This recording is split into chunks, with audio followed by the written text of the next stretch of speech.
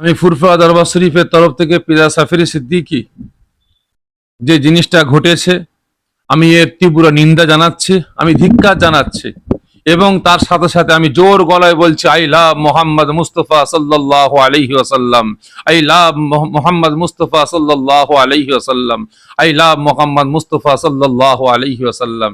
কারণ আজকে আমি আমার রাসূলের দুশমনদের জানিয়ে দিচ্ছি, আমি গুস্তাখে রাসূলদের জানিয়ে দিচ্ছি, বিশেষ করে যারা এই ভারতের মাটি থেকে, ভারতের জমিন থেকে ইসলামকে মিটিয়ে দিবার চক্রান্ত করছেন, মুসলিম সমাজকে শেষ করার চক্রান্ত করছেন, একের পর এক মসজিদ, মাদ্রাসা, খানকা গুলোকে আপনারা ছিনিয়ে নিয়ে শহীদ করে আপনারা শান্তি পাননি। এখন আমাদের অন্তর থেকে আই লাভ মোহাম্মদ মুস্তফা সাল্লাল্লাহু আলাইহি ওয়াসাল্লাম, তেনাকে আমরা অন্তর দিয়ে ভালোবাসি, জান প্রাণ দিয়ে ভালোবাসি। আজকে তিনার নামটাকে নিয়ে আপনারা ছেলে খেলামো শুরু করে দিয়েছেন।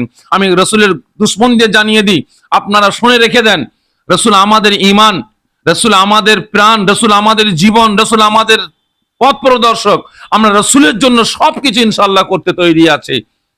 আপনারা প্রয়োজন হলে দেশের স্বার্থে আমাদের জান চান, আমরা মুসলমান, আমরা জান দিয়ে দেবো। দেশকে রক্ষার জন্য আমাদের প্রাণ চান, আমরা প্রাণ দিয়ে দেবো। কিন্তু রসুলের সাথে আমরা কোনো আপোষ করব না, ইসলামের সাথে আমরা কোনো আপোষ করব না। ইসলামকে নিয়ে আপনারা শেষ করার চক্রান্ত করবেন, এটা আমরা কোনোদিন মেনে নিতে পারবো না।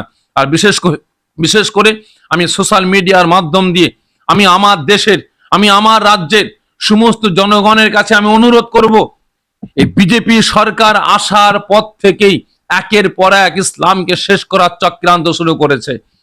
আজকে ইউপি থেকে নিয়ে, আসাম থেকে নিয়ে, দিল্লি থেকে নিয়ে, মুম্বাই থেকে নিয়ে, গুজরাট থেকে নিয়ে আজকে একের পর এক এই বিজেপি সরকার দাঙ্গা লাগিয়ে মুসলিম সমাজটাকে শেষ করার চক্রান্ত শুরু করেছে। আজকে দেখুন, এই বিজেপি আসার পর থেকে হাজার হাজার মাদ্রাসা, হাজার হাজার মসজিদ গুলোকে বুলডোজার দিয়ে শহীদ করেছে, একের পর এক কবরস্থান গুলোকে শহীদ করে ফেলছে, একের পর এক আইন পাস করে মসজিদ, মাদ্রাসা, ওয়াকফ সম্পদ গুলোকে এরা ছিনিয়ে নিয়েছে। আর কতদিন মুসলিম সমাজ আপনারা ঘুমিয়ে থাকবেন? আর কতদিন আপনারা শান্ত হয়ে থাকবেন? এখনো সময় আছে, রাস্তায় নামার দিন কিন্তু চলে আসছে, রাস্তায় আমাদের নামতে হবে। যদি আমরা এর বিরুদ্ধে প্রতিবাদ না করি, তাহলে রসুলের দুশ্মন গুলো, গুস্তাখে রসুল গুলো একের পর এক এরা হামলা করছে, আগামীতেও চালিয়ে যাবে।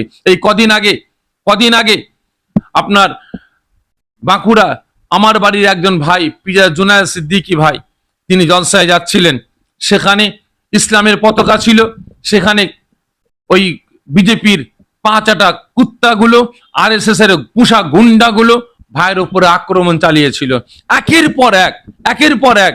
যেমন এই কদিন আগে আপনার হরিপালে পুলিশ হলে জয় রামের নামে স্লোগান দেয়নি বলে সেখানে দাঁড়ি ধরে মারা হয়েছে।